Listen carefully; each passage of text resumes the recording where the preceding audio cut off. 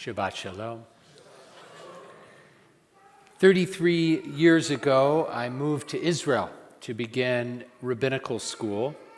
And actually, as I say that, that's a very long time ago.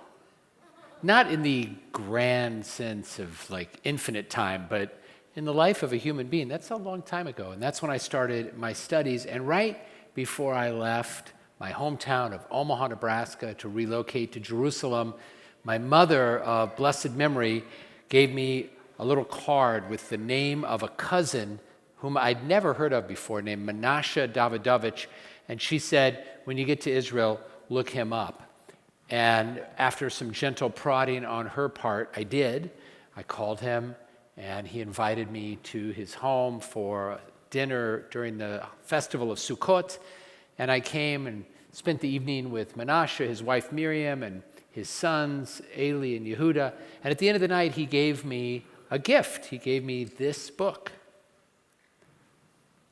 And I opened it up on the ride home, and I didn't really understand it. My Hebrew was coming along, but this was way above my Hebrew level.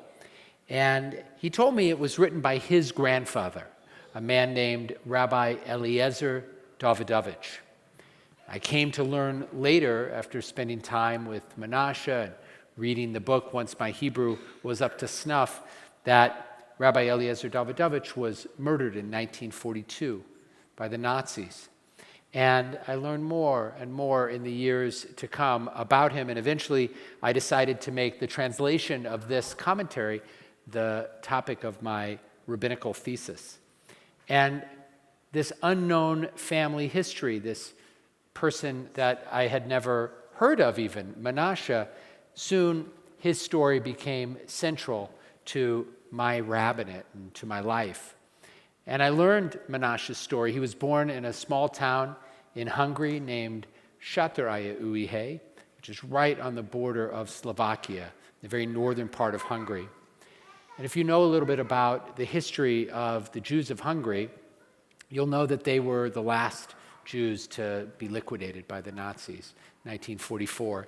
And in June of 1944, he and his entire family were deported to Auschwitz. His mother, Sarah, his three sisters, and his baby brother were all killed in Auschwitz. But Menashe survived.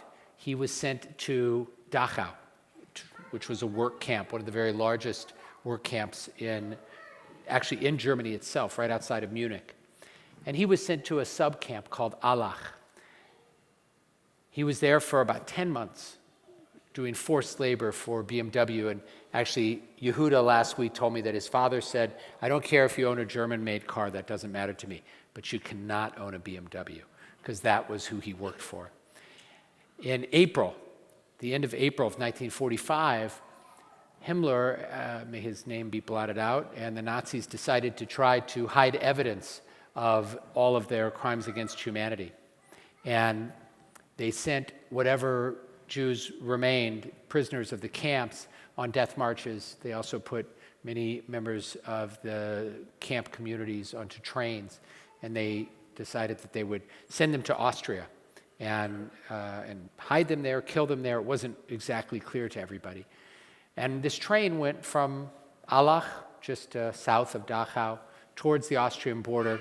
And over a period of about 8 days, the train went south towards Austria, and then it was forced to turn back towards Munich and back to Austria and back to Munich because the American army was on the move, and they were trying to avoid the Allied forces.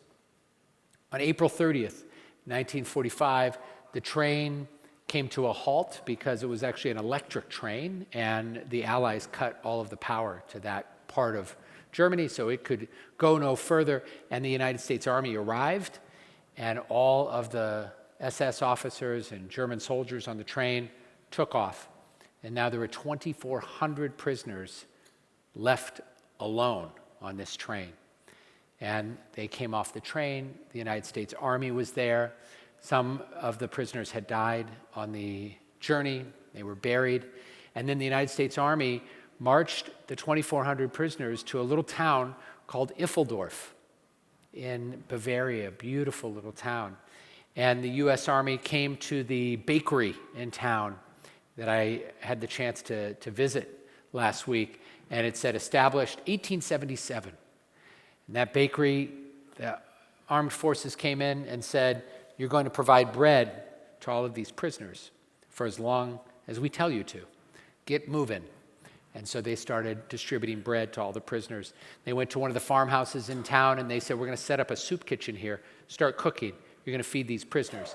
They went house by house. They said, there's going to be 40 prisoners in this house. There's going to be 40 prisoners in this house, 40 prisoners in this house. And the residents of the town left their own homes. They were forced to by the United States Army. They left their own homes, gave them to the prisoners, and they stayed outside of town, but they would return each day to prepare meals for the prisoners. Well, through a very complicated series of emails and other research that I did along the way, a man named Hans Hoch invited me to come to this little town of Iffeldorf last week for the 80th commemoration of the liberation of the train and the end of World War II. And they held this commemoration not on the day the train was liberated, but on the day the war ended in Europe, May 8th. And it was quite a journey. It was exhausting because I had to get there and back in between Shabbatot. And if you've never been, it's kind of far, Munich. It was a very, very powerful experience. Hans invited me through the mayor, or the mayor invited me through Hans to come and represent the Jewish community. There are no Jews in Iffeldorf. I don't think there were any Jews in Iffeldorf then, probably ever. It's this little tiny town. But for this commemoration, they were very honored. They told me to have a rabbi come all that way. There was a Catholic priest, who's the local parish priest, and a Protestant minister. The mayor was in attendance, and I invited my cousins, Eli and Yehuda, Menashe's sons. And they came along with their 5 children, between the 2 of them. And it was very, very moving. We spent our first day, we were really only there for a little more than a day, but we spent a day in Dachau. I'd been to Auschwitz, I'd been to Theresienstadt, but I'd never been to Dachau. As I mentioned, Dachau was one of the largest camps. It was the sort of model camp that the Nazis created in the 1930s as an experiment to figure out how to do their horrible, horrendous work. And it was a labor camp, and there were crematoria there, and it was very powerful to visit Dachau, and I got to walk through some of the barracks. The barracks had been reconstructed because most of them had been destroyed in the war. Got a chance to visit Allach, which was where the sub-camp was that my cousin worked for BMW for that 10-month period. There's no museum there. There's nothing really to visit, but we did find a plaque on the wall that just said simply, in this place, thousands of prisoners were forced to work on behalf of the Nazis. And then we made our way to Iffeldorf, which was about a 45-minute drive south of Allach and Dachau. And that was where we had the evening ceremony. I had the opportunity to chant El Malei Rachamim for the 6 million, and the parish priest spoke, the Protestant minister spoke, the mayor spoke, and then Hans delivered a meticulously researched presentation about the liberation of this train. What was so beautiful about this moment is that Hans had spent literally about 20 years doing all of this research, interviewing as many people as he could find who had survived and remembered any of these stories. He found, if you go to the Shoah website, you can see they've tagged every single mention of every single place. So you can actually search by town, by last name, and you can see, are there any survivors who've ever spoken about a town called Iffeldorf? He did all of that work. And then, because he's a real mensch, and if he's listening, he knows what that word mensch means, I know. He took his entire presentation, which was about an hour long, and he used artificial intelligence to translate the entire thing to English.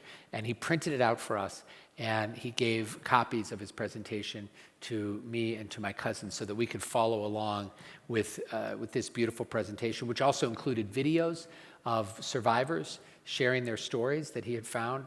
And it included an audio recording of my cousin that I had made about 6 years ago when my cousin was still alive, I had made a recording where he described his experience, his memory of being on this train. And my cousins translated it, also using AI, translated that to German, and then they subtitled it along with some photographs of my cousin. It was very, very moving.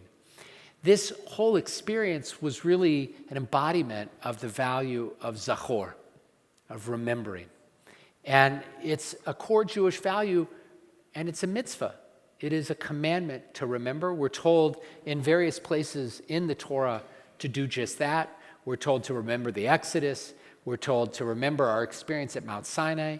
We're told to remember what Amalek, who is the embodiment of evil, and his descendants, according to Jewish tradition, include Haman and Hitler. All of those are sort of examples of what Amalek can represent.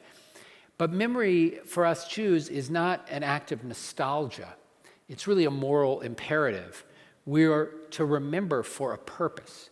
It's supposed to impel us to behave in a certain way. It's supposed to encourage us and inspire us to be the kind of people that we're meant to be. And this whole journey was really an act of remembering for me and for my family. But more so, which I think was so powerful, is that it was an act of memory for the German residents of this town of Iffeldorf, none of whom were alive, as far as I could tell just by looking around the room, none of whom were alive during the war, none of whom had any personal responsibility for the crimes that were committed, but all of whom came out to visit and to bear witness that evening.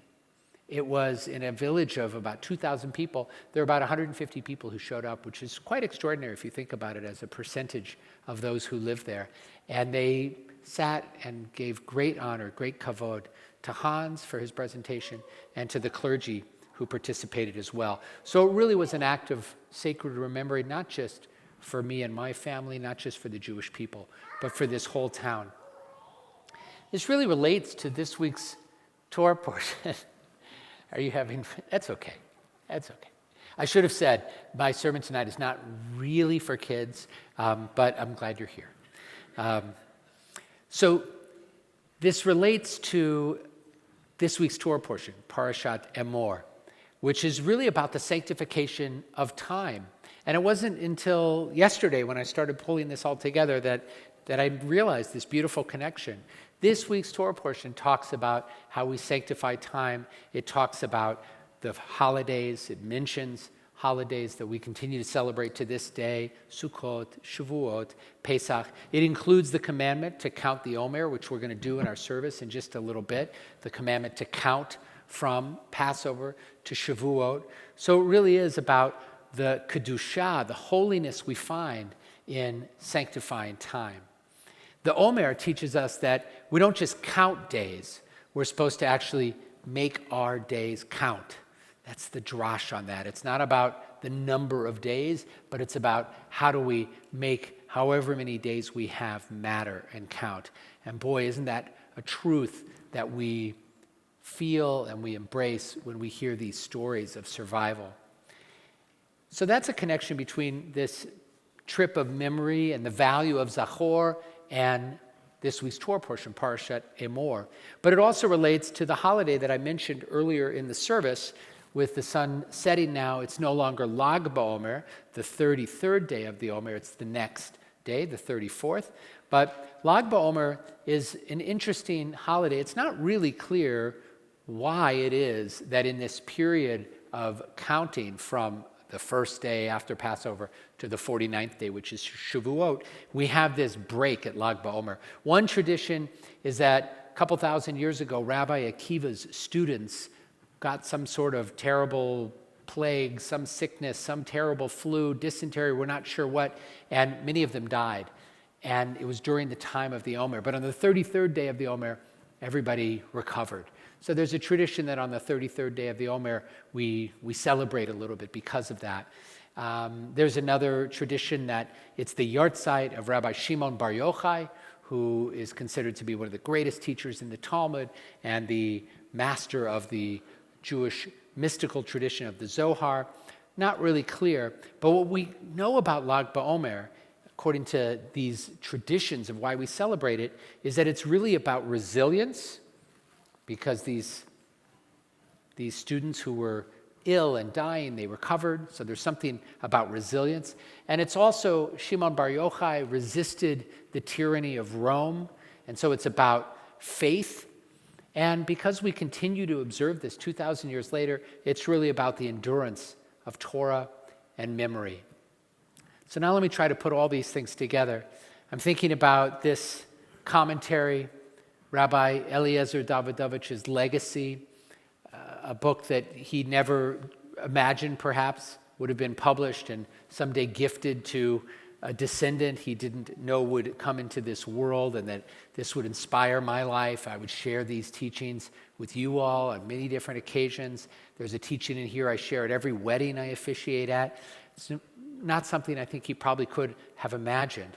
And it was almost lost. It was almost completely destroyed, but somehow miraculously it survived the fires of the Shoah, and miraculously for me and blessedly for me came into my hands. If my mom had never told me to call this cousin of mine, multiple times by the way, it wasn't just the one time, she had to remind me. If I hadn't have done it, if I hadn't have shown up, if he hadn't have given it to me, I never would know this story. I never would know this Torah, and much of it would have been lost. It's about his survival, the grandson Menashe, and the legacy that continues to be honored by his children and grandchildren. It's about me walking around Munich wearing these shoes, wearing this yarmulke, wearing a chain, wearing a number of days that the hostages have been in captivity, and being greeted not with hatred, not one time, not with scorn or disdain, but with smiles and friendship, from the people at the hotel to the people in the cafe. Everyone greeted me with great respect. And the way I was greeted in Iffeldorf, I was sat in the very front row. The mayor welcomed us. We were his guests. I mean, it was quite extraordinary. So there's a link between the past and the present, and God willing, a more hopeful future. Memory, though, isn't enough. Memory matters. Memory makes potentially hatred less likely. Memory potentially makes us better people when it inspires us to behave in certain ways. We have to act. We have to be inspired by that memory to be the kind of people we know we could be, the people that we might be, the people we're meant to be. And that takes work. That takes dedication. I want to conclude by just sharing a blessing with you. I think for me, first of all, with gratitude to this community for supporting these kinds of experiences that I try to have and then share with you. I'm grateful to you for that. Grateful to my colleagues for supporting me and helping me to do those kinds of things as well. But more than anything else, this journey, this short journey, taught me that remembering isn't really about the past at all. It's about what we do with that now. That's the important part of remembering. It's about how we live our lives today. And that's what makes this mitzvah of Zakhor so urgent, so important, and so eternally relevant. Yehi zichram, may their memory, v'zichrenu, and our memories, baruch, may they always be for a blessing.